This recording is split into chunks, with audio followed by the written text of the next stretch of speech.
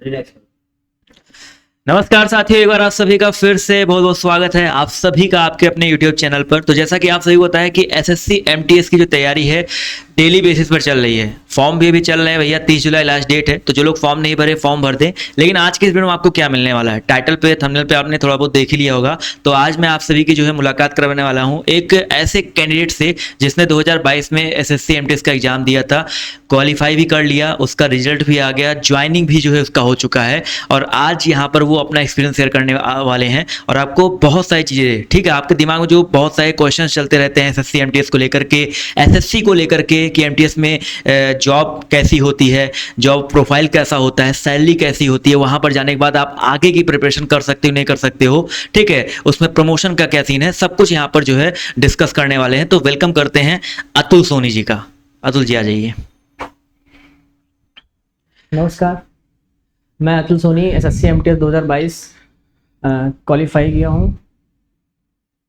चलिए, तो आपने एसएससी एमटीएस 2022 जो है एग्ज़ाम दिया था, आपके टाइम पे पहले बात तो हम ये जानना चाहेंगे कि क्या बोलते हैं, आपकी ज्वाइनिंग हो चुकी है? जी, ज्वाइनिंग हो चुकी है। और एसएससी जब एमटीएस आपने 2022 में दिया था तो आपका कितना नंबर आया था? सबसे पहला सवाल यही बनता है कि भैया नंबर कितना आया था, कितने ज्वाइनिंग हुई थी? नंबर मेरे 125 नंबर बने थे, जिसमें से 10 नंबर मेरे नॉर्मलाइजेशन में बढ़ के 135 नंबर टोटल बने थे। मतलब ये है कि आपका 125 नंबर बना था, बाद में नॉमिनेशन हुआ, उसके 135 नंबर, मतलब आपकी रैंक कितने आसपास आई थी? रैंक समथिंग 3500 रैंक के आसपास आई थी। मतलब उस टाइम पे वैकेंसी भी ज्यादा रही होगी जी, 12,500। 12,500। इस बार देखो 12,500 नॉन टेक की थी या टोटल थी? टोटल वैकेंसी थी। मतलब उस समय टोटल वैकेंसी 12,500 के आसपास आई थी। इस बार वैकेंसी जो है 8,000 है, यानी कि थोड़ा सा कंपटीशन थोड़ा सा और ज्यादा है, ठीक है। इनकी जो है 12,000 वैकेंसी में 135 नंबर, देख रहे हो कितना ज्यादा कट ऑफ यहाँ पर जाता है। हाई भाई 135 नंबर जो इनके आए थे आफ्टर नॉमिनेशन, ठीक है। इनका जो पेपर रहा होगा थोड़ा सा सिर्फ रहा होगा, टफ रहा होगा, इस वजह से इनके नंबर बढ़े। बहुत लोग के घटते भी हैं जिनका इजी रहता है। तो यहाँ पर पहली बात तो ये जान लीजिए भैया कि इनका नंबर कितना आया था, ठीक है। इनकी ज्वाइनिंग हो चुकी है।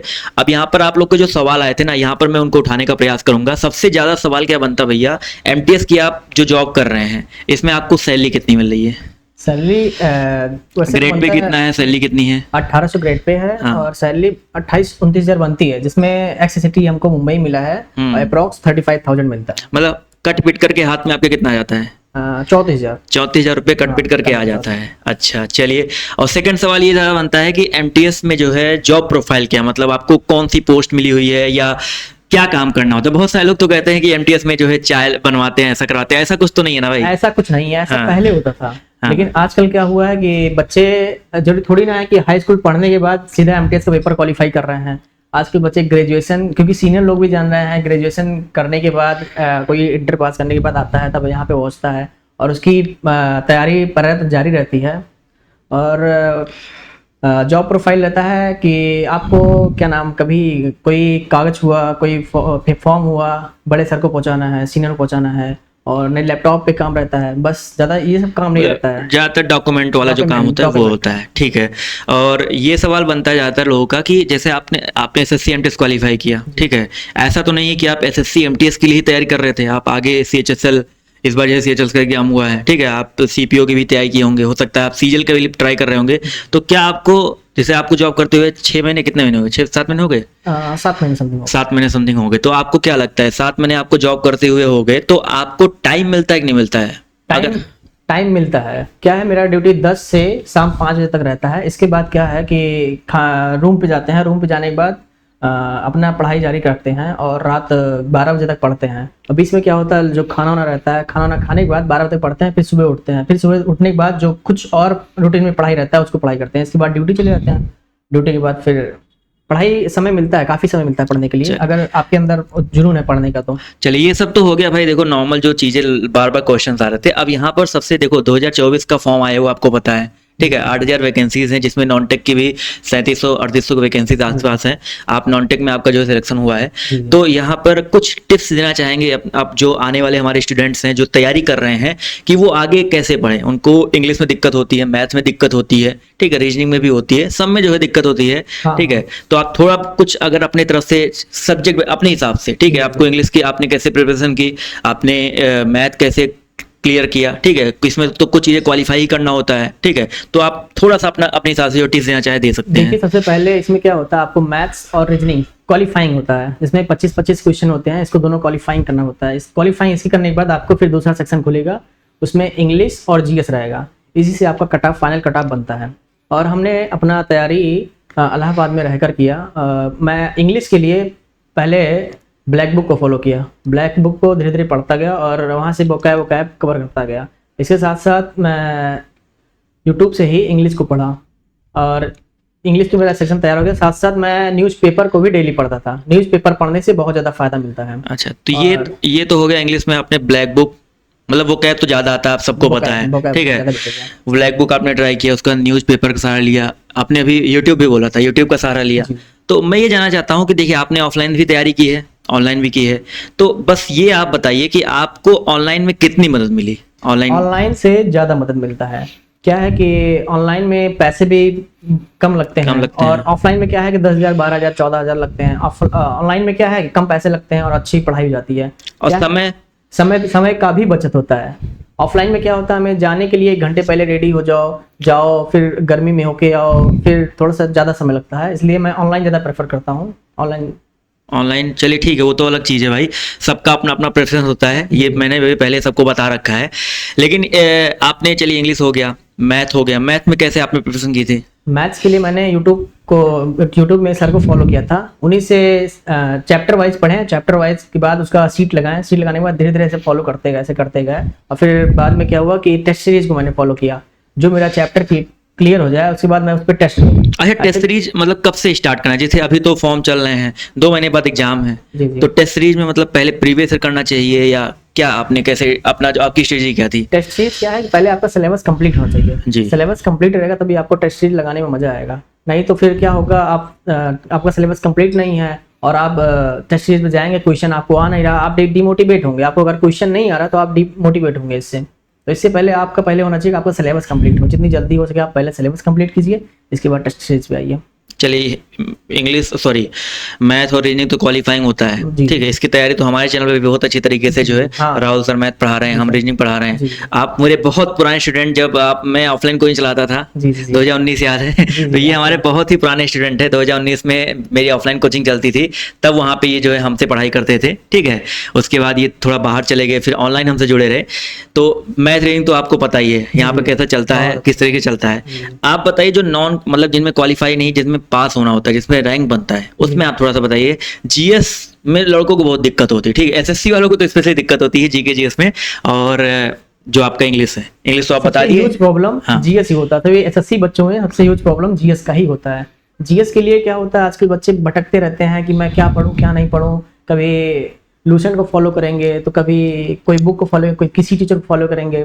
तो इससे मेरा यही रहेगा कि आप एक टीचर को फॉलो कीजिए, एक टीचर पढ़ने के बाद आप फिर अपना लूसेंट तैयार, लूसेंट पढ़े, लूसेंट के पढ़ने के बाद आप सीधा टेस्ट सीरीज पे आइए और टेस्ट सीरीज को करेंगे तो आपका ज़्यादा उससे।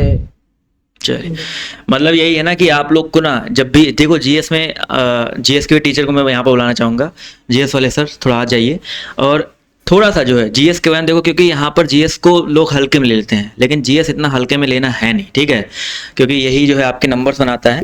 और यहाँ पर थोड़ा बहुत टिप्स इनसे भी ले लीजिए, और जो भी आपके सवाल बनते हैं ना, अतुल सर से जो है पूछ सकते हैं नीचे कमेंट बॉक्स में, ये भी यहाँ पर हैं, ठीक है। जॉब छोड़ के अपने यहाँ पर जो मतलब छुट्टी पे यहाँ पर आए, उनके पापा की थोड़ी तबीयत खराब है, तो इस वजह से आप लोगों से भी मुलाकात करवा दिया, और आगे भी यहाँ पर कुछ दिन है, तो आपके जो भी सवाल होंगे ना, इनके थ्रू जो है आप लोग को मैं बताता रहूँगा। अभी जो है कौशल सर बताएंगे थोड़ा जीएस के बारे में।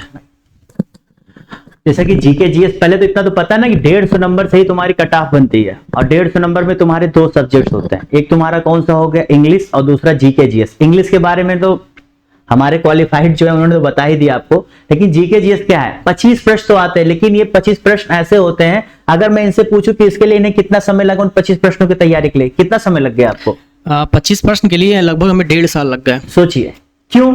उसका रीजन पूछना चाहता हूँ, ऐसा क्यों 1.5 साल क्यों लगा? रीजन ये है कि हमें सही रिसोर्सेज नहीं मिला, और रिसोर्सेज के साथ साथ जो पढ़ूं फिर आगे पढ़ता जाऊं फिर भूल जाऊं पीछे, तो यही सब यही आते थे। जी। अच्छा, ये बताइए, आप इन छात्रों को बताइए, प्रीवियस ईयर क्वेश्चन पेपर उन जीके जीएस के सब्जेक्ट की तैयारी के लिए कितना हेल्पफुल है? बहुत ज्यादा। एसएससी के लिए खास अगर मैं 15 सालों का previous year question paper GK GS की बात करूं तो उसके हिसाब से आपको क्या लगता है कितने प्रश्न रिपीट हो जाते हैं? मान चलिए 12 से 13 क्वेश्चन, अगर 15 सालों का मैं पढ़ लिया तो 12 से 13 क्वेश्चन रिपीटेड जरूर आएगा। और करंट अफेयर्स कितने प्रश्न पूछे जाते हैं? करंट अफेयर 3 से 4 क्वेश्चन। 4 क्वेश्चन। यही चीजें मैं आपसे बार बार अपनी क्लास में कहता हूं कि जो पढ़ रहे हो पढ़ो, ठीक है। उसके बाद करंट अफेयर्स को अच्छे से जो पढ़ाता हूं संडे को पढ़ो, ये भी बता रहे। इन्होंने भी सेम वही प्रोसेस फॉलो किया। क्यों? क्योंकि वही तरीका है। उसके बाद अच्छा रिवीजन, जीके जीएस के लिए रिवीजन आपने कब ये समझा कि रिवीजन बहुत ज्यादा इंपॉर्टेंट है? क्योंकि अभी आपने कहा ना हम भूल जाते थे, तो आपको कहीं ना कहीं रियलाइज हुआ होगा कि पढ़ना तो आसान है, उसे याद करना कठिन है। जी जी। और जब आप इस चीज को कब समझे? जब आपने प्रैक्टिस पेपर देना शुरू किया, या फिर जब आप मॉक टेस्ट देते थे, या अन्य कोचिंगों में जाके आप जो है क्या नाम अपना टेस्ट सीरीज देते थे, आपको इसी रियलाइजेशन कब हुआ था? जब मॉक टेस्ट देते थे हाँ। और ऐसा लगे कि हाँ धुंधला धुंधला सा लगे कि मैं इसको पढ़ा हूँ, पढ़ने के बाद जब हमको क्वेश्चन ना आए तो वहां पे बहुत ज्यादा डिमोटिवेट होते थे कि मैं इसको पढ़ा हूँ, पढ़ने के बाद भी क्यों नहीं आ रहा है। तो फिर से क्या करूं, फिर से रिवीजन करूं। रिवीजन करने के बाद फिर से एक आता है कि घटना चक्र, फिर घटना चक्र के उस क्वेश्चन को सॉल्व करूं। उस क्वेश्चन को सॉल्व करने के बाद मैं टेस्ट सीरीज पे जाऊं, टेस्ट सीरीज को लगाऊं। धीरे धीरे ऐसे करता गया और धीरे धीरे मेरा सही होता गया जीएस। यानी कि जीएस का सबसे बेसिक फॉर्मूला है कि आपको ये पता होना चाहिए, पहली चीज की सिलेबस क्या है, दूसरा चीज क्या है कि प्रीवियस ईयर क्वेश्चन पेपर को हमें ध्यान से पढ़ना है। और इन सब में सबसे बड़ी जो आत्मा है वो आत्मा है उसकी क्या? रिवीजन। जैसे कि सर भी बता रहे हैं कि रिवीजन भैया वेरी वेरी इंपॉर्टेंट, ठीक है। तो यहाँ पर आपका जीके और इंग्लिश, ये दो चीज जो आपका 150 नंबर का आएगा यहीं से आपका होगा। बाकी रीजनिंग अगर मैथ की बात की जाए वो क्वालिफाइंग होते हैं। जी जी। तो उससे एक कितना घंटा पढ़ना चाहिए दिन भर में, जिससे कि वो पेपर भी निकल जाए और हमारा मतलब एक कम समय में इफेक्टिवली सारी सब्जेक्ट्स कवर हो जाए? 2 से ढाई घंटा बहुत है मेरे माना जाए। रीजनिंग और जीएस अगर एक सब्जेक्ट को दिया जाए 2 से ढाई घंटा मैथ के लिए बहुत है, और 2 घंटा 1.5 घंटा मान लीजिए रीजनिंग बहुत है। तो मतलब दिन भर में 3.5 घंटा। 3.5 घंटा अगर आप रीजनिंग और मैथ को देते हैं तो आपका क्वालिफाइंग मार्क्स आराम से क्वालिफाई हो जाएगा। और जीके और जीएस और अगर इंग्लिश की बात की तो इसे कितना? इंग्लिश का तो हम देते थे 3 घंटे देते थे, क्योंकि वोकैब में सारे मतलब इडियम्स रहे, वन वर्ड सब्स्टिट्यूशन रहे, एंटोनिम रहे, सिनोनिम रहे, उसमें काफी ब्रॉड है। तो उसको लर्न करना क्या होता था, लर्न करूं फिर भूल जाऊं, याद करूं फिर भूल जाऊं, तो धीरे धीरे इसलिए टाइम थोड़ा ज्यादा लगता था याद करने में। तो इसलिए इंग्लिश को, क्योंकि इंग्लिश क्वालिफाइंग इंग्लिश से आपका मेरिट बनता है। और जीके जीएस से फिर आप कितना समय देते? जीके जीएस के लिए मैं ऐसे 2 से 3 घंटा समय देता था। 2 से 3 घंटा, यानी कि 3 घंटा कम से कम। पूरी आपकी दिनचर्या हम निकाले तो 3 3 6 2 8 1 9 मतलब कम से कम आप 10 घंटे की पढ़ाई तो करते ही रहे होंगे आपको इस एमटीएस एग्जाम्स को क्वालिफाई करने के लिए। तो यहाँ से दोस्तों समझ लो, जो लोग यहाँ पर एक टाइम पास के लिए सोच रहे हैं कि एमटीएस क्वालिफाई कर लेंगे, ये तो आसान है, ये तो हो जाएगा, ये छोटा एग्जाम होता है, एसएससी का सबसे लोअर एग्जाम है, हो जाएगा। तो अब आपको एक क्वालिफाइड जो है बता रहे हैं कि भैया 10 घंटे पढ़ते थे, 10 घंटे। क्यों? क्योंकि आपको पढ़ना ही पड़ेगा। इन्होंने बताया कि 135 नंबर इनका आया 150 में, तब जाके इन्हें क्या सिलेक्शन हुआ। तो आप ये चीज समझिए कि इतना आसान नहीं होने वाला। इसलिए यहाँ पर जब क्लासेस चलाई जाती तो चीखा जाता है, चिल्लाया जाता है कि भैया पढ़ लो, रिवीजन कर लो, क्लासेस चलाई जानी है कि आप समझ लो, ठीक है। जाते जाते एक बार और पूछेंगे कि जैसे आपने ये सारी चीजें, तो आपका जब स्टार्टिंग का एजुकेशन बैकग्राउंड क्या रहा था कि आप गवर्नमेंट कॉलेज से पढ़े या प्राइवेट कॉलेज से पढ़े, किस प्रकार से आपने प्रारंभ किया? मैं गवर्नमेंट कॉलेज से पहले पढ़ा था, इसके बाद प्राइवेट कॉलेज से पढ़ा था। प्राइवेट मतलब एक होता है कि बहुत बड़ा या फिर एक एवरेज का ही रहा। उसके बाद आपने फिर ग्रेजुएशन कहाँ से किया? ग्रेजुएशन सर मैंने देवेंद्रावती पीजी कॉलेज अम्बेडकर नगर से। मतलब वो भी एक गवर्नमेंट कॉलेज, मतलब एडेड कॉलेज कह सकते हैं, जो छोटा मोटा ही एक कॉलेज है। उसके बाद फिर आप इलाहाबाद चले गए और फिर वहीं से आपने तैयारी की और फाइनली जो है आप सिलेक्ट हो गए। तो चलिए इस चीज के लिए आपको कांग्रेचुलेशन कि आप सिलेक्ट हुए फाइनली, और उम्मीद करता हूँ इनसे सीख करके आप सब भी अपने जो है भविष्य को उज्जवल में करेंगे और ये ध्यान रखेंगे कि हाँ भैया पढ़ना एमटीएस है तो आसान नहीं है, पढ़ाई करनी पड़ेगी कि पढ़कर ही हम आगे बढ़ पाएंगे। जो आपके अतुल सर ने भी यहाँ बताया, मैं भी बताता हूँ, हर क्लास में यही चीज बताई जाती है। तो उम्मीद करता हूँ ये वीडियो आपके लिए बहुत ही ज्यादा क्या करेगा, आपको बूस्ट करेगा, आपको मोटिवेट करेगा और ये भी बताएगा कि क्या तरीका है हमें सिलेक्शन लेने के लिए, ठीक है। तो चलिए ऐसे ही फिर कोई हमें मिलते हैं तो उनसे भी हमारी ऐसी चर्चा होगी, वो भी आपके सामने लाएंगे। बाकी क्लासेज हो रही है उसे पढ़िए और तब तक के लिए नमस्कार। चलिए अतुल जी आपका आने के लिए धन्यवाद। धन्यवाद, थैंक यू।